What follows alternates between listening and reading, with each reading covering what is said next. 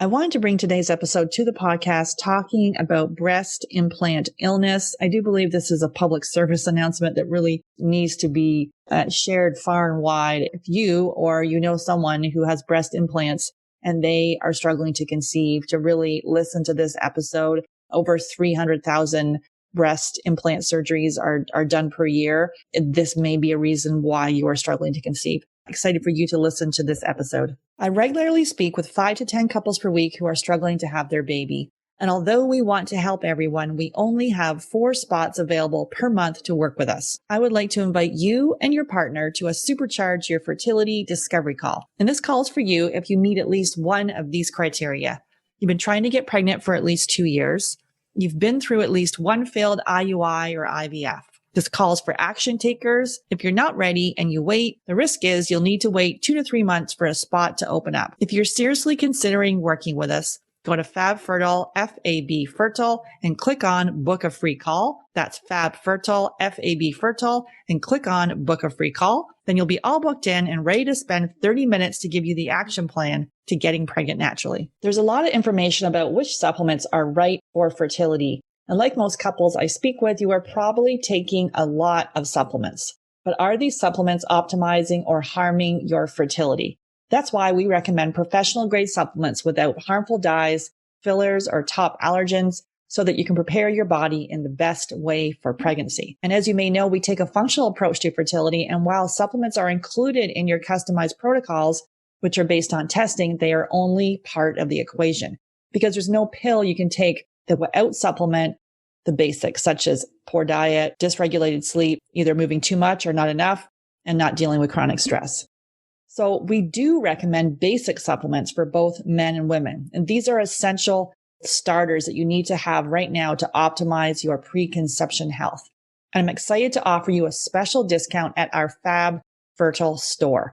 You'll receive 15% discount on our professional grade supplements.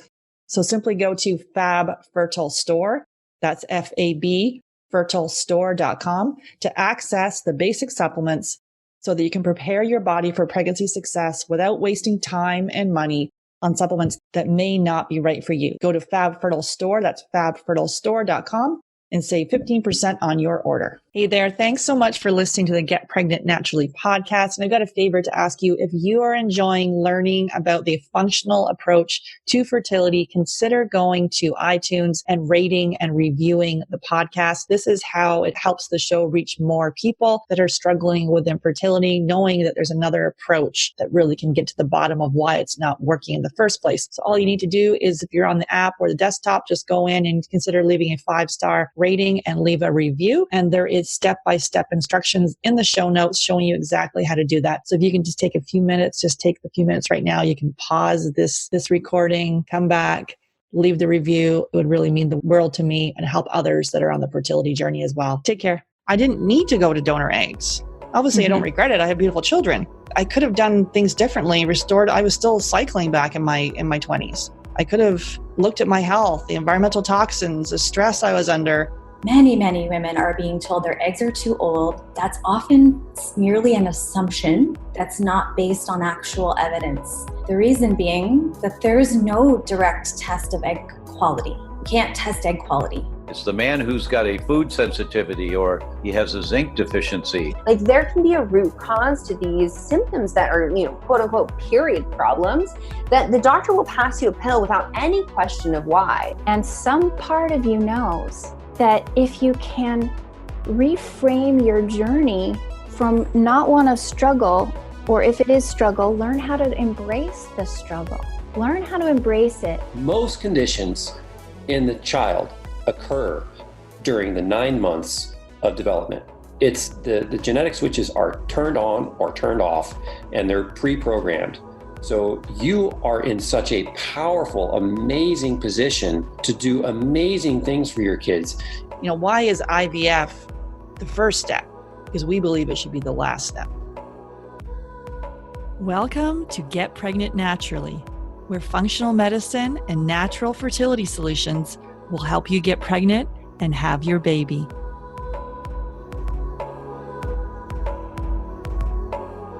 Hey there, I'm Sarah Clark, founder of Fab Fertile and your host. I believe the functional approach is the first step for anyone struggling with infertility, and my aim is to help you get pregnant naturally. Today, I'm welcoming Sarah Phillipe to the podcast, and we're digging into breast implant illness and why this matters if you are trying to conceive.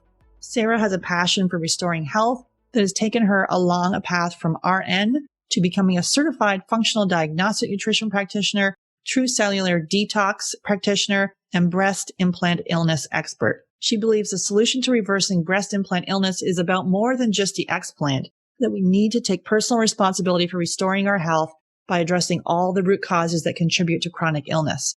It's Sarah's belief that the body has an innate desire to heal if given what it needs, and she focuses on teaching women how to unlock that innate intelligence and heal themselves.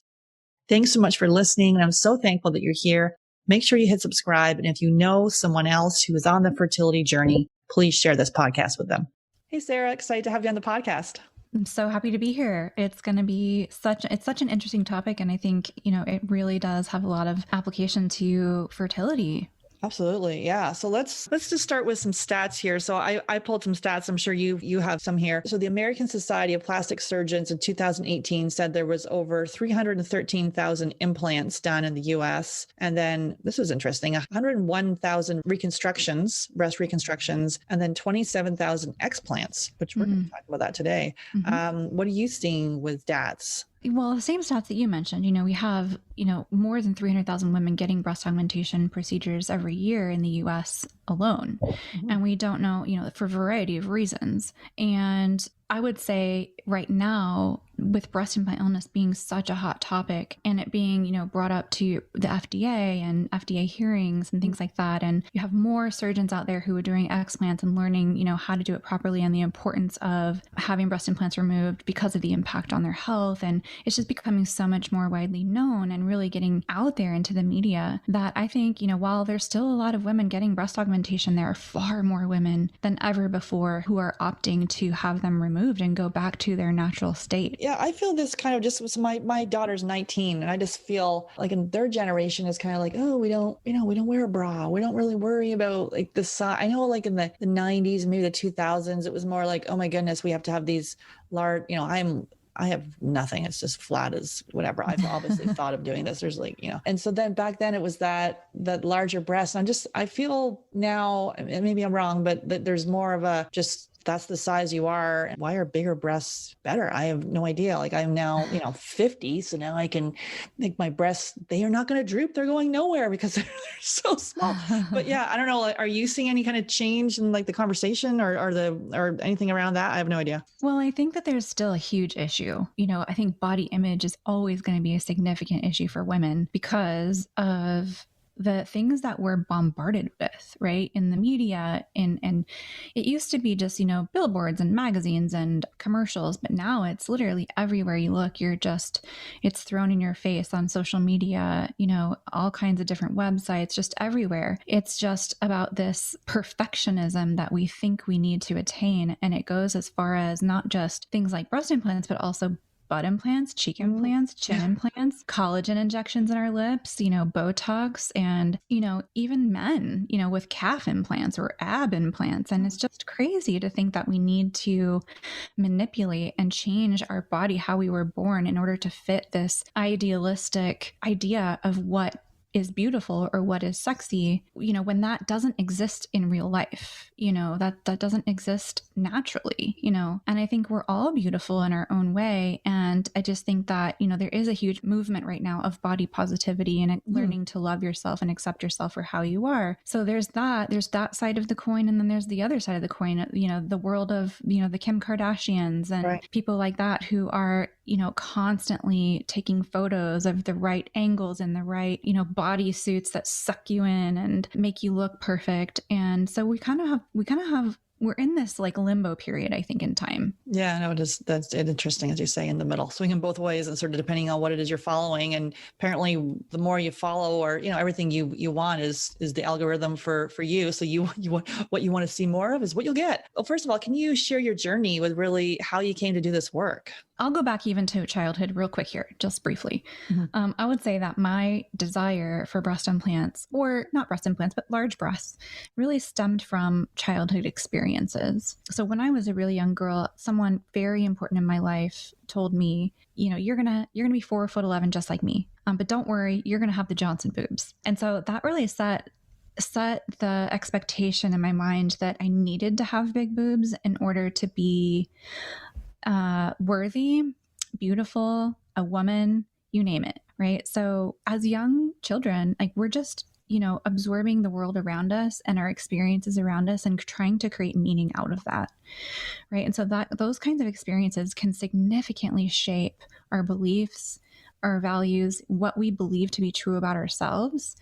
And you know, that is how it impacted me, you know, for the rest of my life up until, you know, I started to learn differently.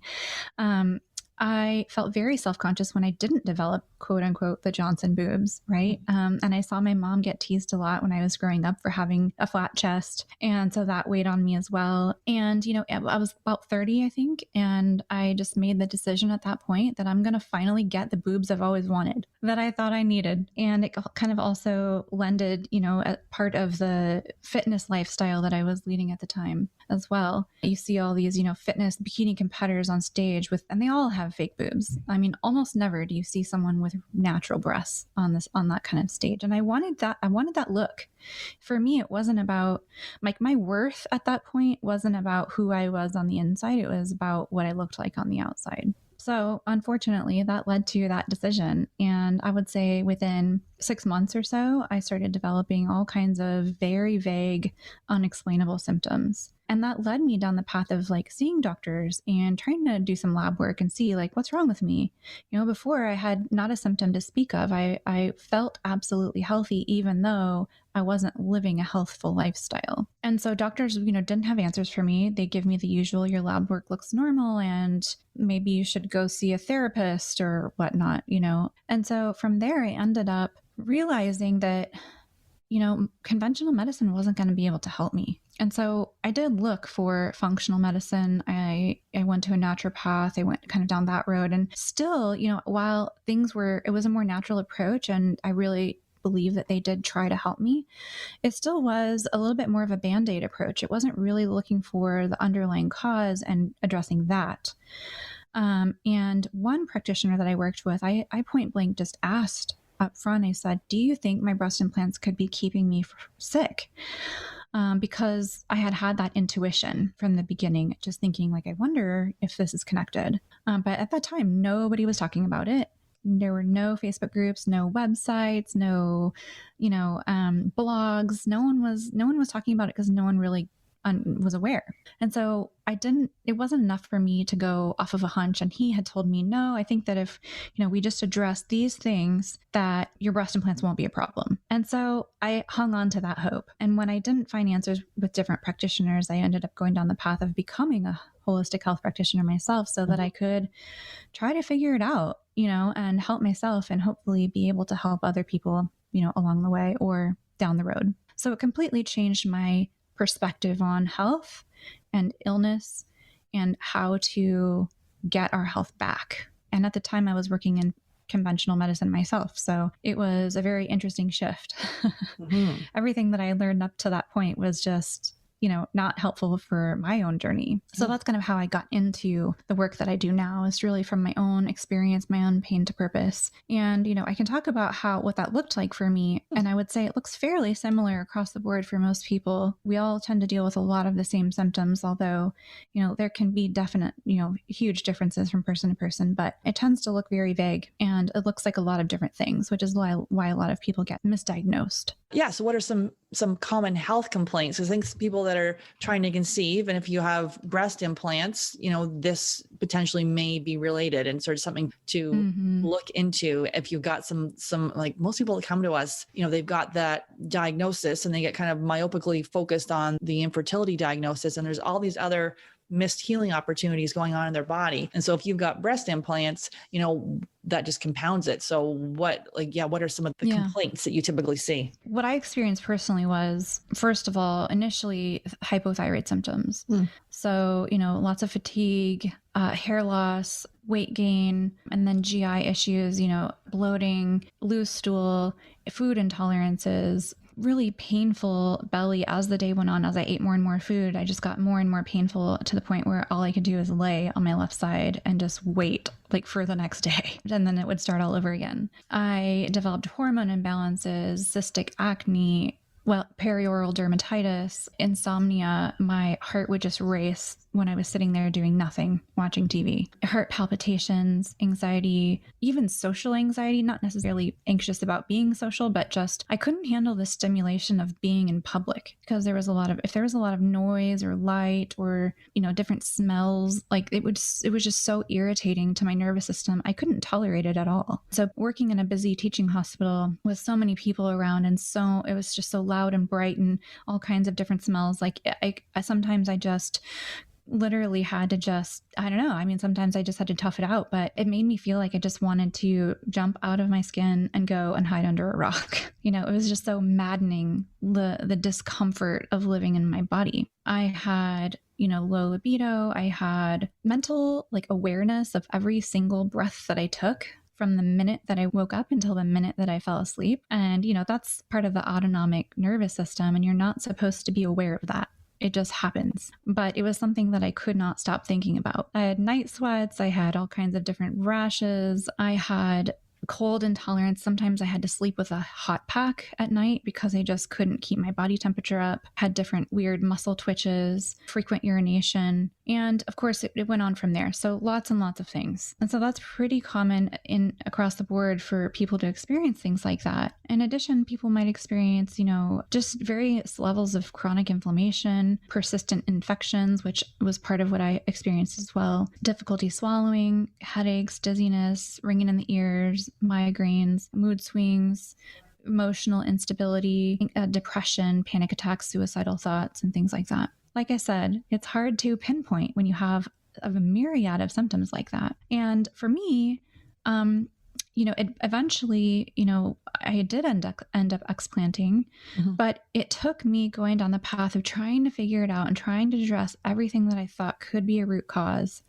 So I was trying to address SIBO, and I was trying to go after Candida, and I was trying to go after Lyme, and I was trying to heal my gut. And I was doing all these dietary changes and eating well and trying to stress less and work out less to put less stress on my body.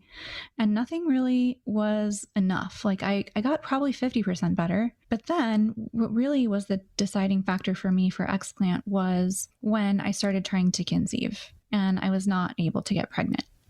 And, I spent 2 years, my husband and I spent 2 years trying to get pregnant with no luck. And I ended up going to my midwife after year 1 and doing some testing. And I told her I thought I had endometriosis, and they didn't see anything, of course. So she said, well, all you can really do is go under exploratory laparoscopy. And, if you want to do that. And I didn't want to do that. So I kept going. And then I finally decided, you know what? I need to see a specialist. And so I ended up hunting down basically the top expert in my area for endometriosis. And we discovered that I had stage 4 endometriosis, and I had bowel involvement and vaginal wall involvement, and my left fallopian tube was completely blocked. And we were able to see that on HSG, which is an imaging that you're able to see kind of the uterus and the fallopian tubes. So I knew it had a significant impact on my reproductive organs. And at that point, I just knew I've got to get these implants out, because even if I were to have surgery for this endometriosis, the thing that I think is fueling the fire is still there. Right. And so that was it for me. I just knew if I ever want a chance at having a family, I need to get these out and calm that fire. And then I needed to have a second surgery for the endometriosis. And I wouldn't say that's the case for everybody, with endometriosis. But in my case, it was so far advanced that I needed to have that all that endometrial tissue excised. And so it was aggressive. I was in surgery for 8 hours, and my surgeon said it was one of the worst cases he'd ever seen. And I had to have a bowel resection and part of my vaginal wall cut out, one of my fallopian tubes removed. And so, it was a long recovery, and it took a lot of time for all of that inflammation from the surgery to calm down as well. So the breast implants were a huge part of my struggle with fertility. And so that's why I think it's so important that anyone who is struggling with fertility considers getting them out if they do have breast implants, because it is a part of the picture. And for you, so you had them in, and then 6 months later, you started noticing like all these, or like how long did that happen for you? Yeah, it was about 6 months. And then I would say it was just slow at first, small things. And I thought it was maybe because I was working night shift, and it didn't change when I got off of night shift. And it just gradually, more and more symptoms started piling on, and new things all the time. And it got worse and worse and worse to the point where I was just not very functional. I mean, I pushed through it because that's how I was raised, but not everyone can do that. And nor should you. Because when you listed all those symptoms, I was writing them all down here. Like that's a lot of stuff to be dealing with. Even as you say, that mental awareness piece where you can feel every breath, like you're in like fight or flight completely. And then, so how long was it till when you had them in, till when you had them out, explanted? 6 years. 6 years you had them. 6 years. Yeah. So it took from, 6 months in to 5.5 years later to really go down all of those different roads of trying to figure it out and navigate it. So let's just talk about the material as far as the breast implant. People have heard about the silicone versus saline. I thought they were doing more saline now, but with the rupture risk. So what are you seeing there as far as that and how that impacts breast implant illness? Yeah, I don't know what the percentage is of, people getting saline versus silicone. But what I will say is that for a long time, silicone was taken off the market and saline was the only option. But then in 2000, I believe it was 2007, but I could be wrong, they came out with a new version of the silicone implants. And so they're silicone gel, which were, supposedly safer than the old, liquid, the Dow Corning, we all remember that whole issue with that one. But the silicone gel implants are actually no safer. In fact, they're pretty much identical, except for the fact that I think there are actually even more toxic ingredients in the silicone gel because of the fact that they're creating a gel. And so there is a production process that happens that results in even more toxic chemicals within those implants. So, silicone and saline implants both have problems. It's not that saline is safer than silicone. I think of both of them as not only a physical stressor, but a chemical stressor on the body, because saline implants have a silicone gel, and silicone is considered a neurotoxin. And there has been a researcher who has stated that silicone can actually chelate your neurotransmitters, and that it's not necessarily just the silicone and the breast implants that we're all dealing with that's problematic of the people who have breast implants. It's the cumulative effect from all the different silicones in our environment, in our personal care products, in our cooking products, it's everywhere. And it's like the new plastic, right? Supposedly safer. So it's this cumulative effect, and just, we become silicone toxic. So there's the silicone in the shell of saline implants. And then the other problem with saline implants is that there is a valve that's used to fill the implants with saline. And while that sounds safe, just salt water, basically, the problem with that is that a lot of the time, supposed one-way valve becomes defective over time. And that could be just as a result of user wear, or it could be, a trauma to the chest wall, like a car accident or some kind of other injury, a fall, or it could be dysfunctional upon implantation to where the valve opens in both directions. And so that leads to fluid going in and out of the implant from the surrounding tissue. Your breasts aren't sterile. There's lots of different bacteria within the breast tissue.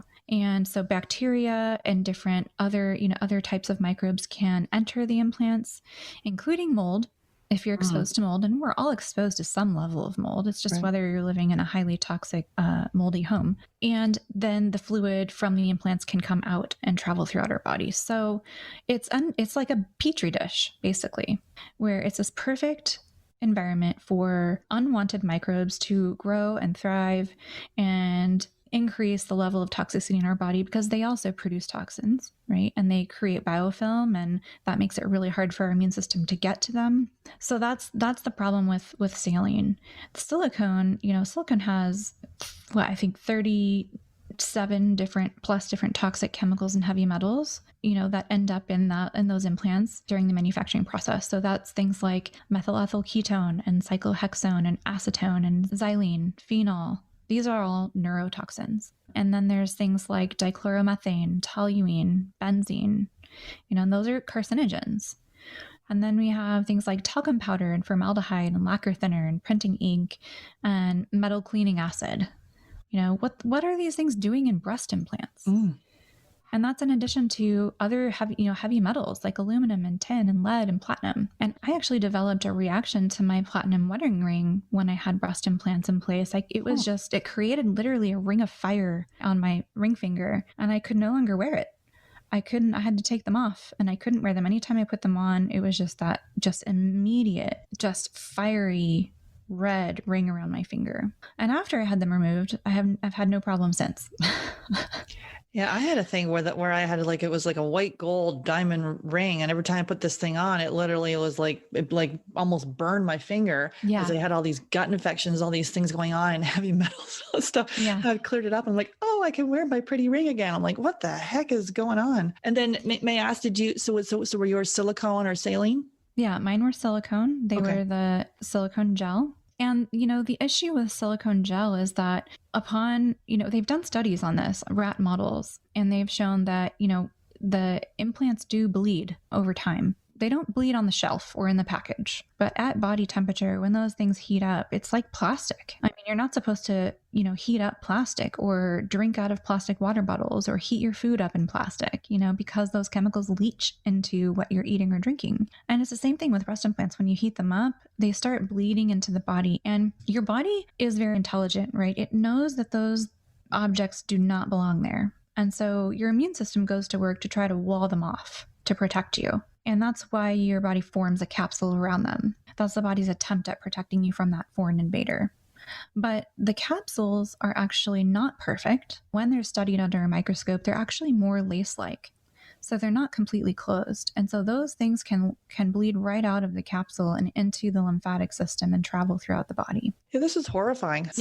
We're dealing with a chemical soup here. Absolutely. Oh, geez. Okay. And so can you just talk about so for you, did you have any symptoms of endo beforehand? What's your take on that with the hormonal piece, and from your experience and helping other people with the hormonal piece with implants? I never had any significant symptoms that led me to believe that there might be something wrong. Mm-hmm. I would say there were a couple of points in my life when I was a young girl, a teenager, where I just had a horrific, painful period where it was like I thought I was dying.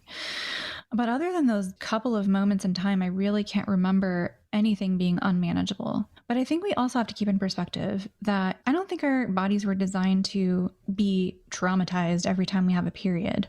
I think that if our hormones are balanced and our bodies are in optimal shape and functioning the way they should, their periods should come and go with ease. It should sneak up on you.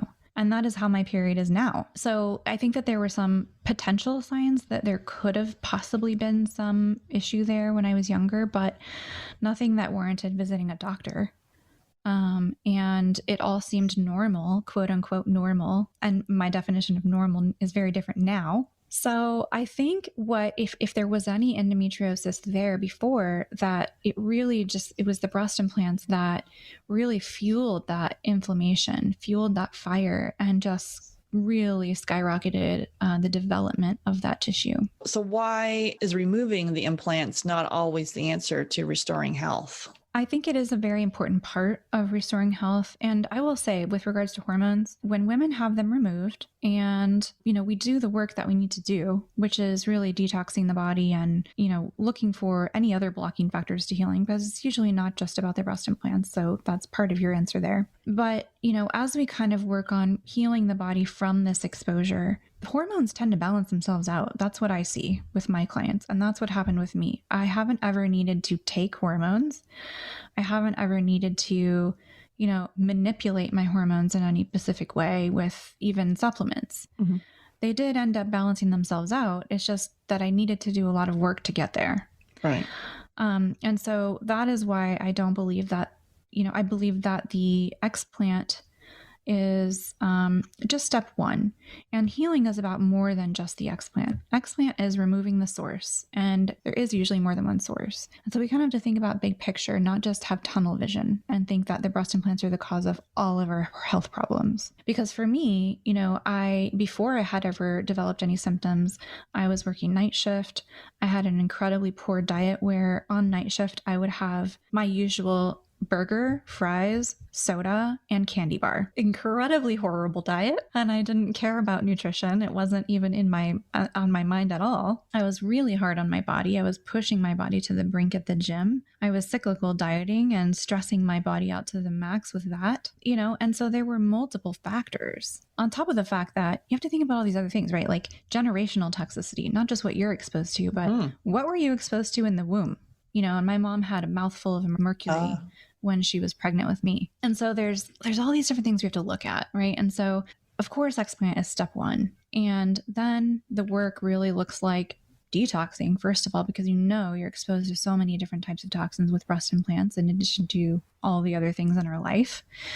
And then looking at what other things are a factor for you. And I think that just takes out looking at your self-narrative. I think it's helpful to write your story, birth until now. Were you born via C-section? Were you breastfed?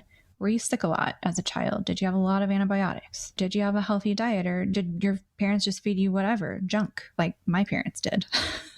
Did you have a lot of childhood trauma? Do you have amalgams in your mouth? Have you had root canals? What's your oral history like? So there's so many different factors. So that's really important to remember when you're going down this path of like, oh my gosh, my breast implants are making me sick.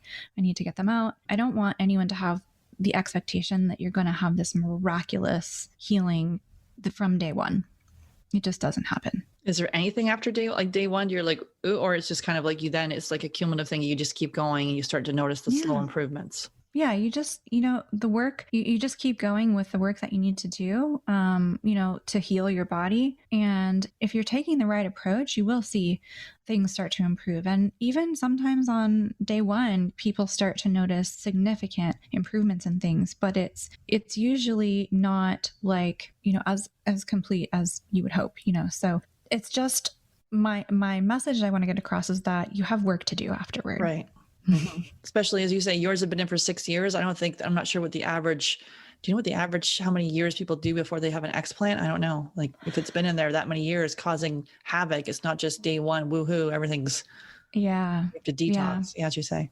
Yeah. You think about how long that those toxins from the breast implant have been accumulating and clogging up the lymph and the liver and the gallbladder and, all the things that you have to deal with, that your liver has to deal with, that increases the load on the liver. And that makes it difficult for your liver to properly detoxify hormones, as well. So it's this total body burden that really can mess with hormone balance. And a lot of the toxins found within breast implants are also considered estrogen mimicking hormones too. So you've got even metalloestrogens in there. So it definitely takes work. And I think the detox part of it is really important. And you have to give yourself some grace and time, because it does take time. You didn't get here overnight. You didn't get to this point in your journey overnight. And so we can't expect overnight results. But I would say the longer they're in, the more impact they have. And I don't know what the average length of time that someone has breast implants in place, but what I will say is that most of the women that I talk with, their doctors never told them that these were not lifetime devices and that they needed to get them replaced every 5 to 10 years. Oh, they're supposed to be replaced every 5 to 10. Yeah, and they're supposed to have MRIs every 5 years to make sure they're not ruptured. And, there's a lot of flaws with that because you can't always see a rupture on MRI. There's a lot of false positives and false negatives. So there's not a perfect science. And yeah, most people were never told about needing to have them replaced. And so I've talked with women who've had them in for 20 or 30 years. And so why is it important to get a surgeon who is an explant expert? Yeah, this is really, really key because, and I would never recommend someone go back to the surgeon that put them in because that person, that's the bread and butter, right? And if it's not someone who really believes in breast implant illness and understands the significance of that and understands how to remove them properly to protect you, then you don't want them touching you. Like, you just want to go to someone who gets it, who believes in this, and who knows how to do this right the first time. You know, there are surgeons who are considered experts when it comes to removing breast implants, and that's really all that they do now. They don't put breast implants in anymore. So those are the people that I trust the most, and those are the people that I recommend. There's only a handful of people in the US that are experts. There are more and more all the time who are coming to understanding of this whole issue and realizing the significance of it and just deciding that they want to help. But it takes time for someone to develop an expertise, right? And so the way that they need to come out is, first of all, ideally they would come out en bloc, which means that the implant and the capsule come out together as one unit, rather than the other side of the coin where someone might cut the capsule open, pull the implant out, and then either leave the capsule in or maybe take it out. The reason you don't necessarily want someone to cut the capsule is because if you have a rupture and you don't know it, then all of that toxic fluid, not just, chemical and heavy metal toxins, but pathogenic organisms, go free floating through the lymphatic system, and you have a ton of exposure that your body has to deal with. And that silicone, especially if you have silicone implants, is sticky. It does not move through the lymph very well. So lymphatic flow is a significant issue for most women with especially silicone implants. And it's something we have to continuously work on for, I don't know, possibly the rest of our lives. So we want them to come out en bloc, and then we want every single speck of capsule removed. And so sometimes that means going back and scraping out bits and pieces that are stuck to the ribs or stuck to the muscle or stuck to the fatty tissue. And then if they're not able to get an implant or both implants out en bloc, then minimally they need to go back in and get all that capsule out, because that is another source that, if left in the body, is a source of chronic immune response. Your immune system is just chronically activating, recruiting inflammatory cytokines to that area to try to help clean that up and deal with infections that are, hiding in biofilm within that matrix. And you'll also have not only microbes, but, toxins that have become a part of that matrix. So we want to get all of it out, not just the implants. After the explant, what are some diet and lifestyle and spiritual sort of things? That's a big question, but do you have like a few, like your top 3 things to do? Even before explant, things that you can do are really making sure, and this sounds trivial, but it's really important, making sure that you're having, 2 to 3 bowel movements a day, because if you're not pooping, you're not able to detox. And we want to make sure you're able to move the bowels. And then, working with your practitioner to support your liver and your kidneys and your gallbladder and your lymphatic system and the microbiome and your mitochondria and things like that can set you up for a really good recovery. Now, that's not guaranteed. Some people do struggle after their explant, but it does get better. And so that's important, that foundation of the drainage pathways, the detox pathways being open and working well. Beyond that, things you can do to start cleaning up your environment would be really helpful. So reducing other toxic exposures. So, that what I tend to focus on with people is what you can control is in your home. So clean water, really, really important, because our water in the US is terrible. Even well water. Well water is not better. And so clean water, clean air, and that means you need air filtration in your home, because the way homes are built these days, they're built airtight. And so we have building materials and carpeting and paint and furniture and all kinds of different things that are off-gassing for years. And we're just breathing that in. And we're not getting airflow in the home because their homes are built so tight for energy efficiency. So, cleaning up the air in the home, personal care products, making sure you're using safe personal care products that you're putting on your body every day. Especially as women, we use so many personal care products. So cleaning products you use in your home, making sure those are safe, cooking pots and pans and bakeware and all of that stuff you can clean up too. Making sure that you're not exposed to things like Teflon, when you're cooking, like your pots and pans and stuff. That has chemicals that are considered forever chemicals, meaning you cannot get rid of them. So there's a lot to consider with reducing what we're exposed to beyond the breast implants. And that does help lighten the burden on your detox organs so that you can start mobilizing things and getting rid of things in the body. So those 2 things are important. And then I would say, I should have said this as number 1, But the third thing would be sleep. So I think sleep is the number one most important thing in my book. If you're not sleeping, you're not detoxing, you're not healing, you're not regenerating your body.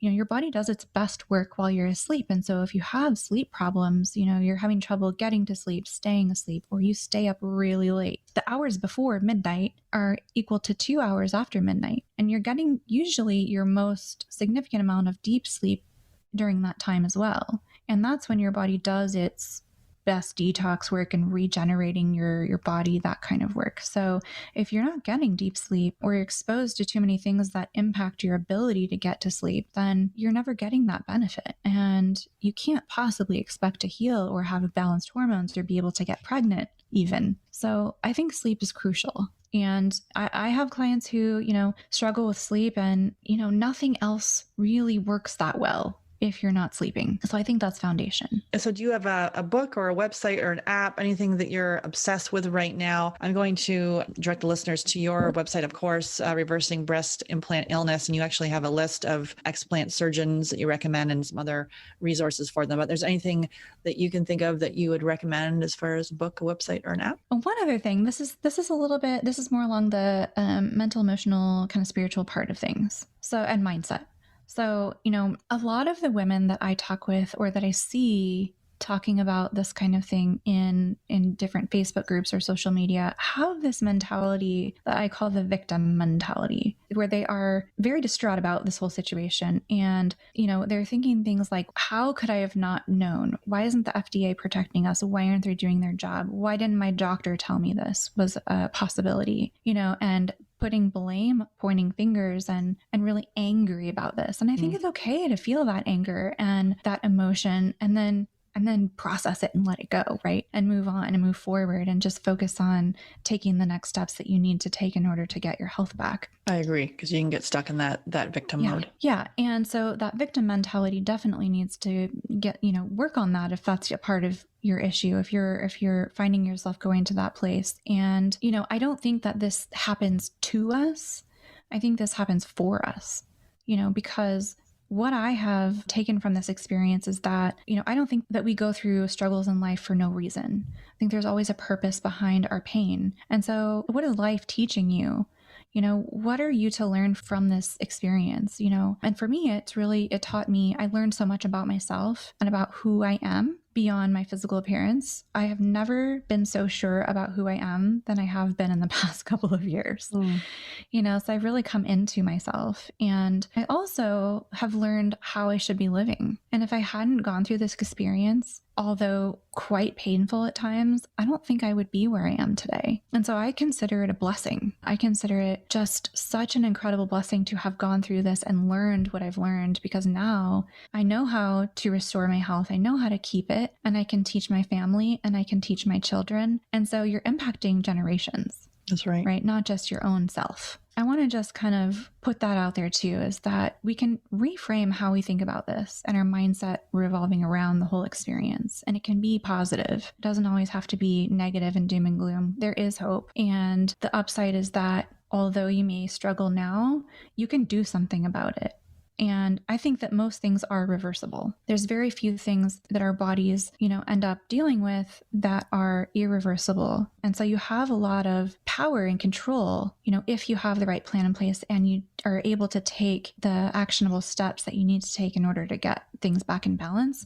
And if that means, for having, getting pregnant and having a family, you have more control over that than you think. And I think that was a huge part of my journey as well, is shifting my mindset about my own fertility, because I was, struggled so long to get pregnant, and, I'm still on that journey. But before I had done this mindset work that I have done, I was in a place where I would say to people, it'll happen, when it's supposed to happen, but I didn't believe it. And that's a whole nother side of things. Your beliefs, your thoughts, what you tell yourself about what your body is capable of, have so much impact on what happens, on what the outcome is, what you get in life, what you experience. So our minds are very powerful. So use your mind as a tool. And, I think that was a huge shift for me in my journey, is just recognizing that I was self-sabotaging with my thoughts, not purposefully, of course, and realizing that I have so much more control than I thought I did, and that it is absolutely possible, even for someone like me who has gone through everything that I've gone through, to still get pregnant and have my own child. And so I have absolute faith in that, and I know with certainty that it's going to happen.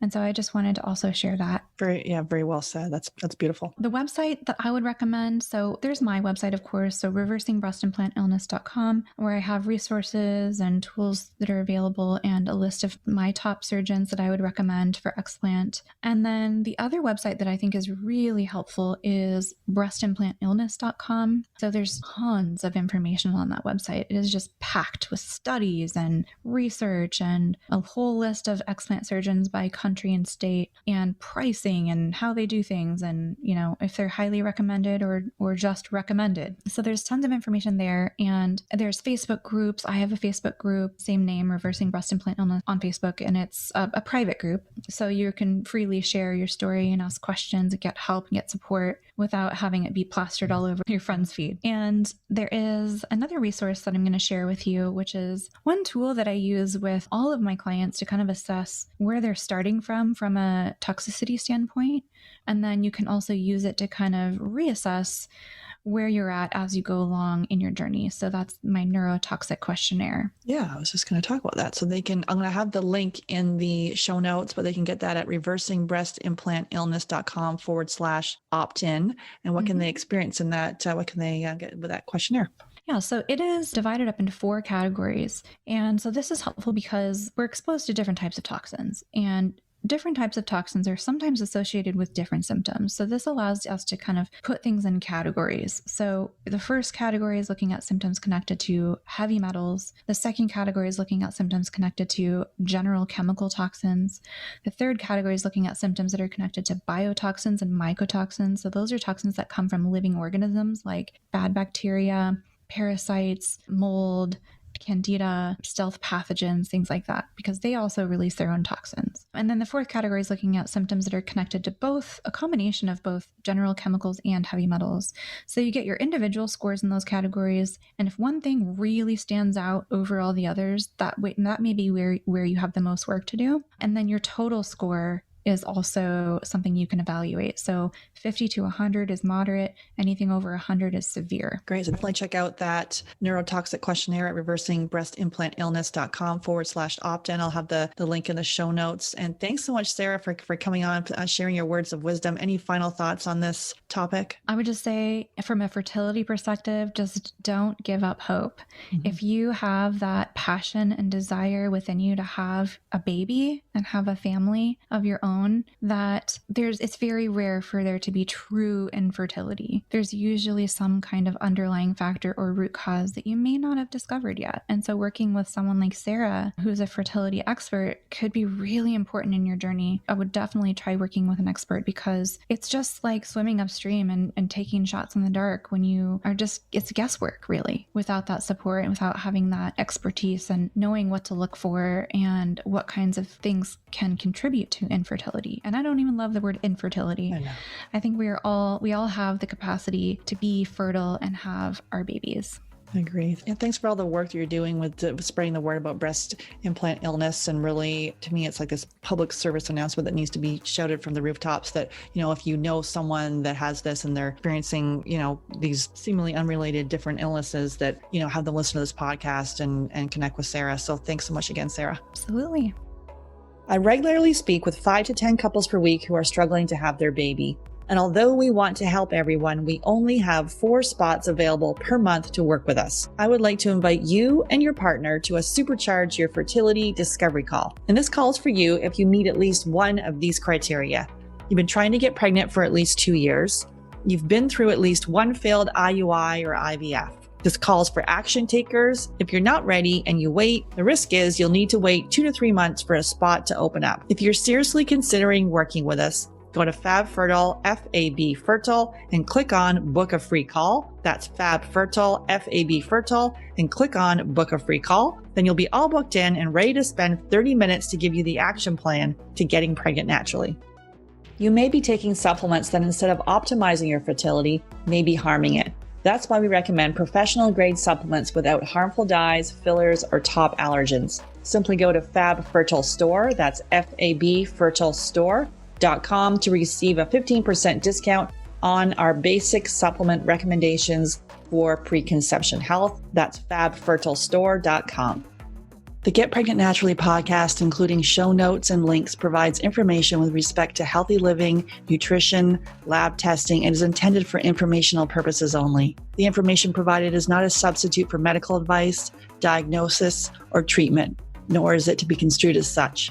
We cannot guarantee that the information provided on the Get Pregnant Naturally podcast reflects the most up-to-date medical research. Information is provided without representation or warranties of any kind. Please consult a qualified physician for medical advice and always seek the advice of a qualified healthcare provider with any questions you may have regarding your health and nutrition program.